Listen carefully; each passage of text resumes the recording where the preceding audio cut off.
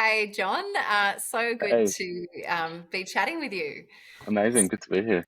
Yeah, we thought we would have a chat today because we've been wanting to catch up, and some of the things that we love to talk about, we Yeah, thought others might benefit from. Hey, so yeah, absolutely. um, so quick intros for those who haven't met you or met myself. Sure. Do you want to start?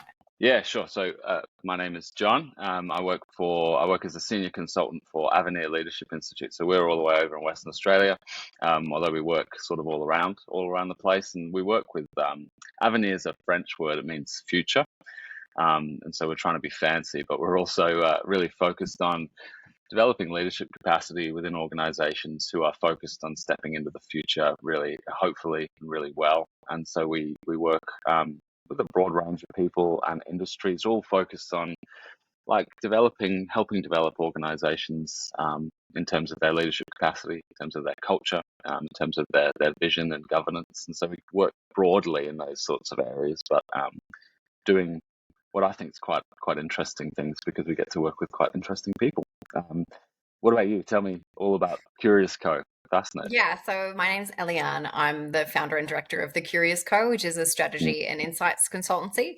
We've been going for 6 years now, nearly.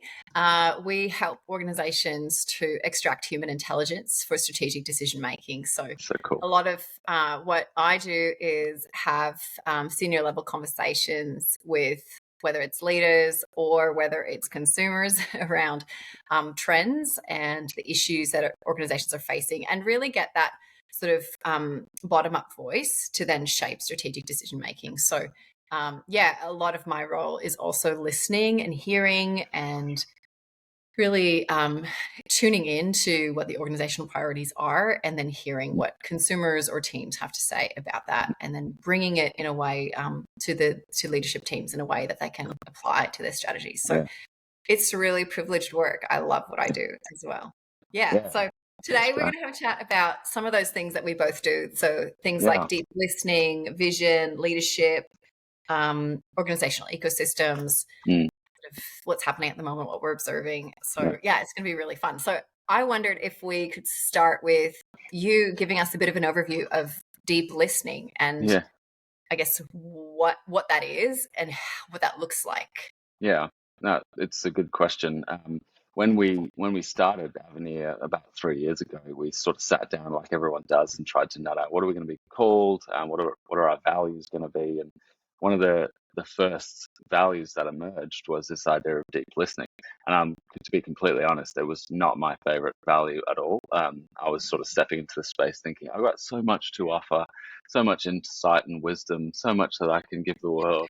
And then I realized pretty quickly, working with people that were far more intelligent and competent than I was, that actually I didn't have all that to offer. And so the having this core value of deep listening has over 3 years sort of transformed our practice, but also transformed the way that I approach work and life as well, because it requires a posture of, well, exactly what it says, deep listening, to step into a Mm. room or a space with people and have your first and initial posture as one of, okay, so I'm here to learn, I'm here to understand. And you realize pretty quickly that actually one of the core kind of human longings in life is to be seen, to be known, to be understood. And in order for us to understand people, we have to listen, we have to stop, we have to kind of pause or suspend our assumptions. We all often walk into rooms, particularly someone like me walks in the room thinking, I can suss everyone out, I know the dynamics, I know what's going on. And just so many times I've realized, no, those initial assumptions were wrong. Um, it's just bias or judgment or arrogance. And so deep listening is a way of personally disarming all of us, me, but it's also a way of being really authentically present in a space with leaders, with people who are doing really complex and sometimes really challenging work, and saying, tell me, like, I want to understand your world, I want to understand your heart, your mind, I want to understand what you're bringing into the space. And we found that we get remarkable results out of that simply because it's quite rare to listen. I think in the modern world there's a lot of people talking, even what we're doing now, we're talking, we're putting things out, it's great, Yeah. and that's it's fun, but there's so much noise and so much content to consume and so many words being spoken on a whole range of different things that it's quite unique to have a methodology built into an organization that says our primary goal here is to listen. Mm. And so I found that personally challenging, but also personally transformative over the last few years. I found my own leadership practice has started to really take that on. I'm here to listen, and so it's been fun. And one of the things that really sort of piqued my interest about the Curious Co and some of the work that you do is about extracting, that formulation, extracting human intelligence. I think that's really wonderful, and actually sounds pretty similar to this kind of deep listening methodology. So, Mm. I mean, what for you? What does extracting human intelligence mean? Yeah, and I think what you're talking about, I love that it comes from this sense of humility and this place Yeah, of genuine desire to lean in and to listen and to learn. And I think that characterizes things for us as well. Often when it comes to extracting intelligence, it's about the creating structured environments for listening. So mm, there's a lot of unstructured conversations happening, right? Like any good leader, you go into a role and you know that your first job is to have hundreds of conversations, yeah, with different yeah, team members, one-on-one, as yeah, groups, where you're trying to understand what's the lay of the land here. And as an external consultant, I feel that my role is coming in and creating those more structured conversations. yeah, Say, actually, we're going to use a little bit of a framework around some points that we want to cover. And I really want to hear. And it's then probing around those questions, even the really uncomfortable questions. I think what I love the most, and it sounds like I just want to pry into people's lives, but that's not, We're not all, like yeah. that's It's not what I'm trying. fascinating. I'm not trying to do that, but Yeah, it is. It's about asking questions that lead to more questions, which yeah, lead to more questions. And I think in the whole, the space of human-centered design and qualitative research, a lot of that space has moved because of budget constraints. yeah, It's moved to very simple lines of questioning where the answers are pretty much yes, no, or yeah, you're in a focus group and there's 8 people and you're just sort of going, yep, 3 people said yes, 8 people, but 5 people yeah, said no. And yet what we're trying to do in our practice is to really to get to the why behind the question. mm, So if someone has an answer to something, going, actually, what's driving that? And then mm, really digging that out. And even in the reporting that we then do, it's distilling some of the why mm, behind what's happening, and making sure that that's heard. mm, So yeah, I fundamentally believe that every organization has the capabilities that it needs to solve its own problems. And yeah, yes, right, there's a talent issue and then there's challenges, but existing staff have yeah, so much knowledge and intel, and often that's not being tapped into. yeah, And so I feel that my role is coming alongside and tapping into the intelligence that's there and really yeah. highlighting that and presenting that back up to key decision makers. So That's yeah, it's a incredible. really valuable exercise that I love, and I love it when clients Yeah, invest in doing that well and yeah. they see the value in what their team members can bring. So It's a really privileged space, isn't it, to sort of be invited into another organization to sort of walk alongside them. I mean, I was at an event a few months ago, and we work with the HR manager, and she described us like the family friends at the dinner table. And that's just someone we've been working with for 2-3 years, and it was just lovely because it was like that's kind of how I felt. Is we're there not to tell you what to do. We're just there to listen and to extract the gold that's already there. mm. And it's remarkable what you find and what you discover and the connections that you make and the sort of all of the things that come as a result of just being present. Yeah, and especially the longevity that comes, as you said, after 2 to 3 years, you become that trusted advisor then Yeah. who knows a lot of things about the organization that then gets pulled into those Mm, conversations, when they need to be had. So, mm, yeah, I love that. I love that yeah. that's a privilege for you guys as well. Um, Yeah. One of the things I think that's so important with listening is to then not just have it as like a one-off, but Mm, also then have the systems and the structures in place that mm, facilitate constant, consistent listening. And yeah. in the world of research and insights, obviously there's processes and systems and tools that Mm, can be put in place. And increasingly what's happening is that there is sort of the insights function kind of in very deliberate organizations who really are customer centric, they Mm-hmm. then put that insights reporting line directly into the executive sort Mm-hmm. of C-suite. Yeah. So there's a, sort of a chief insights officer. Yeah. They don't have their own team necessarily. What's happening is that there's different analytics and insights people in all the different departments, from sales, like obviously marketing and sales, product, customer experience, etc. So then all of those people are then reporting back into that centralized reporting line, and those insights across every department are making their way to the executive and then informing strategy. So that's what's been, I think, a shift that we've seen, rather than, I guess, there being a sort of a research team that's siloed to the side. Yeah, sure. So how do you see, in terms of like systems and ecosystems, like what's your, what's been your experience with listening, and what does that look like? Well, we tend to operate from the assumption that an organization is like an ecosystem. I've been really intrigued for a long time about systems theory, whether it be sort of systems theory proper, or there's a whole bunch of work by a guy called Richard Schwartz around internal family systems as well, which is more of a personal thing. But you kind of the idea that life operates as a system is, I find it quite a fascinating thing. Like we're systems internally as people. Like, you have all these different parts of who we are, and when you apply it to an organization, you realize there are so many complex moving parts within the organizational infrastructure, this kind of ecosystem. And particularly when we talk about things like culture, we often talk about all the different teams and silos that exist as different elements of this interconnected ecosystem, which means that any change, whether positive or negative, impacts the equilibrium of the system as a whole. And we need to be really attentive and really attuned to that.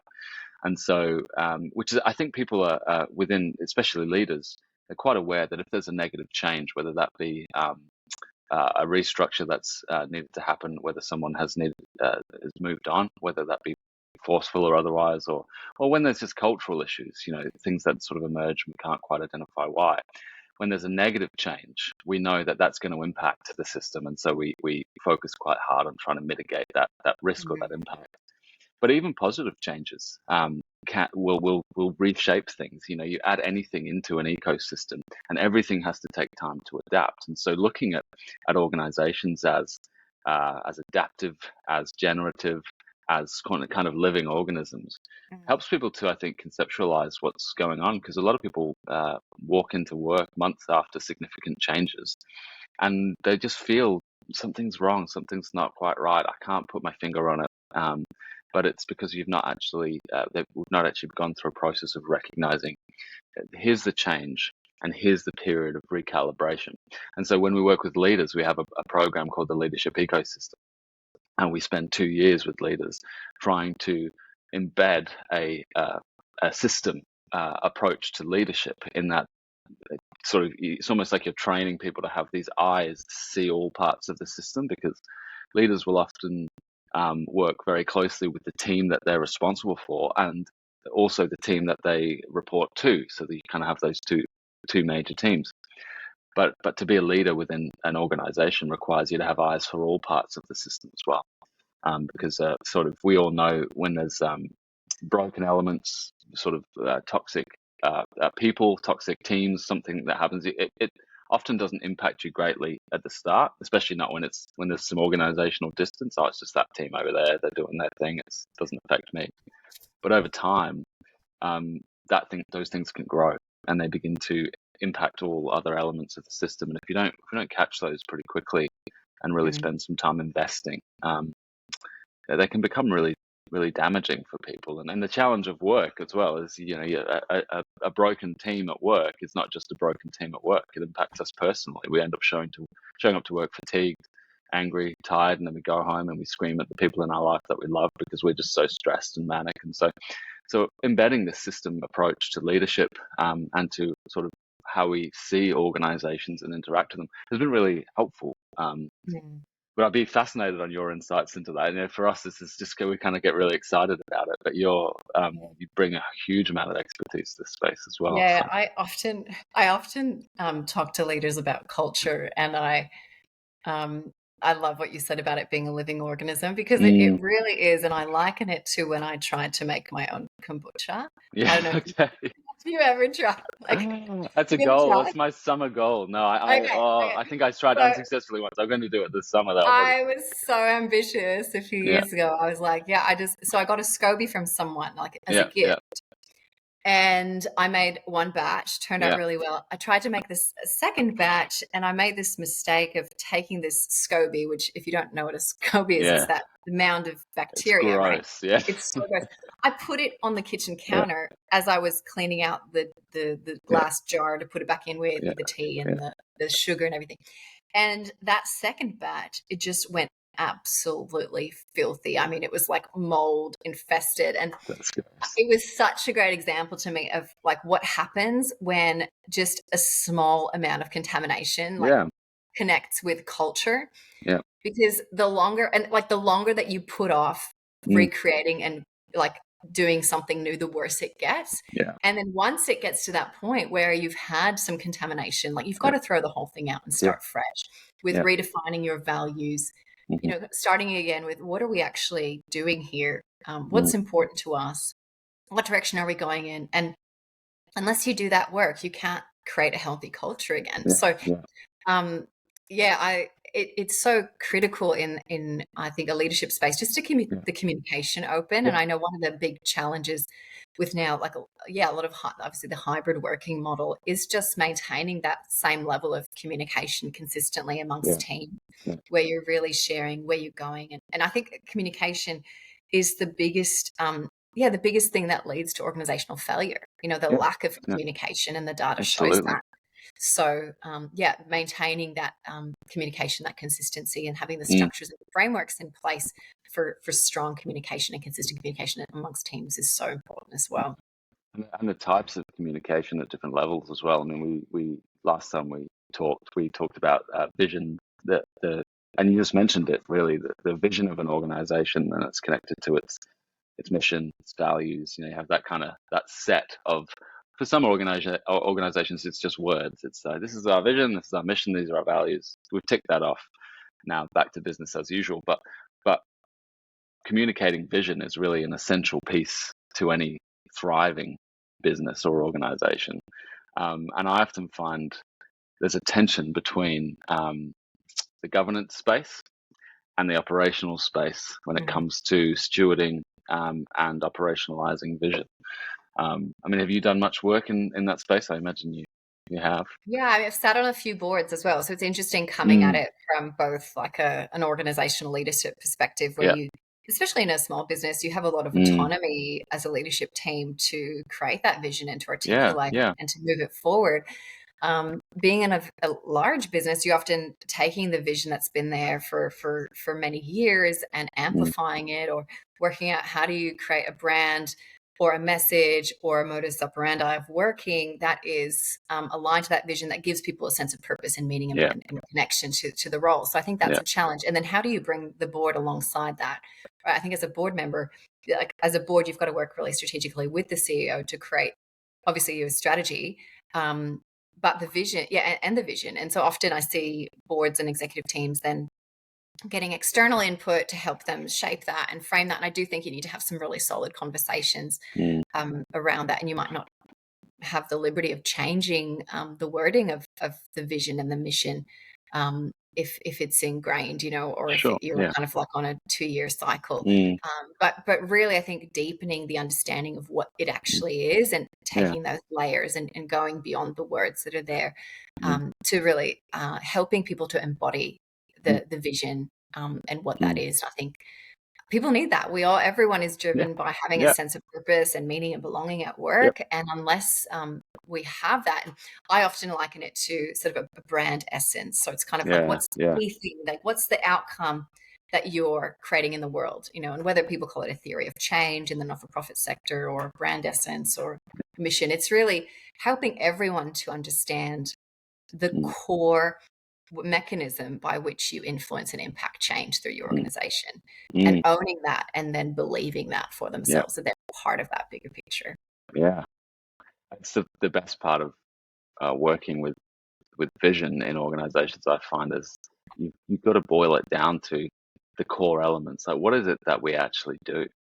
And we know working in businesses, you get so busy doing a million different things. Like you have to work with your teams, you have to develop leadership capacity, you have to put out content, you have to actually satisfy all the projects and the products that you're developing or whatever it is. And so after a few years, you get lost in the melee of activity and all these different things, and it can be hard to come back to, what did we actually, why did we start? What was our kind of founding purpose, our driving mission? What was the thing that we wanted to achieve when we set out? And so that can be, I mean, we work with teams around that, but also even Avenir, like looking at us, like when we set out, we had a very strong, we want to, we have a slogan, the world we see, the leaders we need.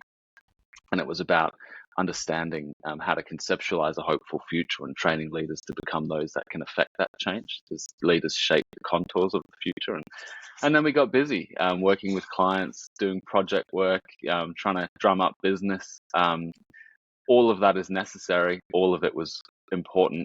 We wouldn't be here if we hadn't done that. But you get to a point, I think we got to a point about 18 months in where we were furiously busy doing none of the things that we initially set out to do. And that wasn't okay with us. We wanted to continue doing the work that we were doing because we really enjoyed it. But we also wanted to come back to the reason that we started. And that's when we started to develop the leadership ecosystem and some of our initial kind of embedding some of our initial leadership philosophy into this program and working with leaders around that. And so now we do both. So we do what we initially wanted to do, as well as all these other wonderful things that we're privileged to do with clients. But we find we're constantly having to pull ourselves back. And I guess the board's role, in all of this, whether it be with us or other groups that we work with, I heard a phrase doing some of my studies that the board is the mind of an organization.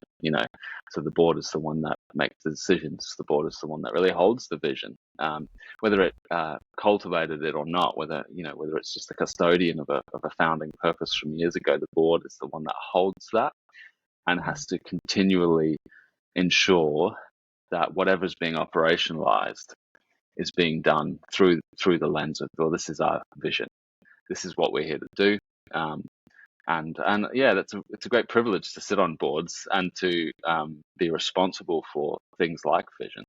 But I find it's just a constant tension, isn't it, between this is what we say we're doing, and this is what we're actually doing. Yeah, and even at the board level, like the agenda is just often full of the tactical, the financial, the legal, risk management, and so it feels at times that it takes a while to get to the actual, the nitty gritty, the strategy, the vision. You might have one day a year that you devote to that. And really it should be like the key thing that, as you say, the board keeps pulling everyone back to time and time again. Maybe that's our next conversation, like how to actually structure governance, because that's important. I find, a lot of boards that either we've worked with or we've been on, the focus is on the operational side of things, like managing operations, which is not the role of a board. The role of the board is the governance side of things. It's higher level, and it's strategic in many ways. And so being able to differentiate quite strongly between those two things. I mean, a board obviously needs to understand the operational artwork and be comfortable with it because they hold the liability. But there's just a constant balancing act and a constant tension there, which I enjoy. It's a necessary tension. It's good, but it can go wrong as well, I think, when the priorities are imbalanced. Yeah. I guess on that, we can talk about boards another time, but I love that Avenir is all about the future and looking to the future. And I guess I wondered if you had any thoughts on what leadership into the future looks like and sort of the key attributes and characteristics that you're seeing lead organizations really well. And maybe we can sort of end our conversation there. I've always had my head in the future since I was a little kid. It's something that's kind of obsessed me. I've been obsessed with. That was a wrong way to phrase that. Something I've been Possessed you. obsessed possessed me. I've always just had my head in that space. I've always found the future really hopeful and really optimistic, and I haven't found that that's often a consistent posture. People tend to be quite worried about the future, quite fearful about it. There's so much change and everything's shifting, and actually I think that's true. I think things are changing really quickly, but we've just developed a bit of a training resource called the Fluencies of the Future. And the opening line of that is everything's changing and also nothing is changing. And it's, a sentiment which sort of tips its hat to the fact that, yep, technological development is quick and it's reshaping lots of things. And there's lots of aspects of life and organizational life that we need to give our serious attention to. But also human beings are the same. We're the same as we ever have been. And so there are certain fluencies that make human beings in a leadership context effective that have always been the same. And so I talk about, I've got 8 fluencies. I won't go through them all now, but there are things like relational fluency and emotional fluency and being fluent and across how we feel and how we communicate and being emotionally intelligent. Things like verbal fluency, like being able to communicate really well. The more words we have at our disposal, the more effectively we can communicate our ideas. Things like creativity, creative fluency, being able to step into the world and leadership roles with a sense of imagination and wonder, to be able to see new possibilities, to solve problems in ways that we couldn't solve them before, to be able to create work that is, it might just be a policy, but it's also a work of art. And that sounds ridiculous to a lot of people because policy is the worst thing in the world. But no, but policy can be a work of art in the sense that it draws people in and communicates hard. Like I'm developing some policy with some clients at the minute, and it's policy around protecting people from harm, and that's a really noble, worthy policy. But it's about how do we communicate this in a way that actually, instead of just being a box to tick, it brings people to life, and they go, yeah, this is actually something I want to aspire to. This makes me more human to be involved in this process. And so, we bring creativity to the forefront as well. So there's so much about who we are as people, who we are as organizations, who we are as leaders, that is the same as it always has been. And we need to get really good at being human, really good humans. And in doing that, we have very little to fear from social or technological change. We have a lot to think about, and a lot to strategize around, but our goal is to become really great humans. And that, I think, is not complex. It's hard. It's not complex though, and it's also not new. It's the same as it always has been. Yeah, and that's where I love that. It's where we focus so much of our energy at the Curious Co as well, is in extracting human insights. So really like that deep listening of what are people, what are the skills that we need now, obviously with artificial intelligence, and how do we work with AI. This year has been such a year of change where everyone has worked out how to grapple, how do we work alongside this new technology? What does it look like? And at times, I know for many clients I've spoken to, there's been a real feeling of overwhelm, of just going like the pace and rate of change is so fast. I can't possibly keep up with it. Like it feels like the speed of change has obviously outstripped the human mind's ability to keep up with. And yet, as if when I speak about the future, often I speak about generations or trends, and that the future is like things. Change is never going to be as slow as it is today. No.